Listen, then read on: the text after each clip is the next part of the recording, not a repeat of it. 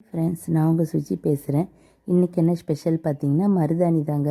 மருதாணி கிடச்சிதுன்னு வாங்கி வச்சுக்கிட்டேங்க. சூப்பராக இருக்குதுங்க. ரொம்ப பிடிக்கும்.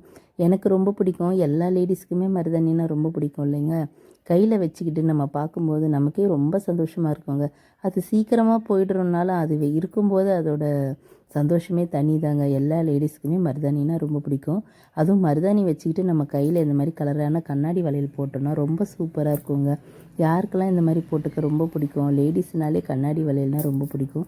எனக்கு அதுவும் இந்த மாதிரி ப்ளெயினாக இருக்கிற மாதிரி கண்ணாடி வளையல் போட்டால் ரொம்ப பிடிக்குங்க. அது வந்து பெண்கள் கண்ணாடி வளையல் இல்லாமல் இருக்கவே கூடாது சொல்லுவாங்க. அதனால் கையில் வளையல் இல்லாமல் இருக்கக்கூடாது மெயினாக. அதனால தான் நான் வெளியில் ஒரு காப்பு எப்போவுமே போட்டிருப்பேன்.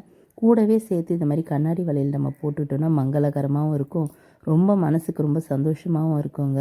நீங்களும் ட்ரை பண்ணி பாருங்கள். பெண்கள் வந்து இந்த கண்ணாடி வளையல் போட்டு மருதாணி வச்சு நம்ம கைகளை பார்க்க நமக்கே ரொம்ப சந்தோஷமாக இருக்குங்க. யமதர்மன் கூட இந்த மருதாணி வச்சுருந்தா கிட்ட வரத்துக்கு பயப்படுவார் சொல்லுவாங்க. அது இருக்கிற அந்த ஒரு 4-5 நாள் நம்மக்கிட்ட மரணம் கூட நெருங்காதுன்னு சொல்லுவாங்க. அதனால் நீங்களும் இதை வச்சு சந்தோஷப்படுங்க. எல்லா பெண்களுக்குமே மருதாணினா ரொம்ப பிடிக்கும். நான் வந்து கோயிலுக்கு எங்கே போனாலும் எது வாங்குறனோ இல்லையோங்க, கண்ணாடி வளையல் வாங்கிடுவேன் எப்போவுமே. அடுத்து வீட்டுக்கு வர பெண்களுக்கும் நம்ம வந்து வளையல், மஞ்சள் அந்த மாதிரிலாம் வச்சு கொடுத்தோன்னா ரொம்ப சந்தோஷப்படுவாங்க. நீங்களும் ட்ரை பண்ணுங்கள். சுஜி டைம்.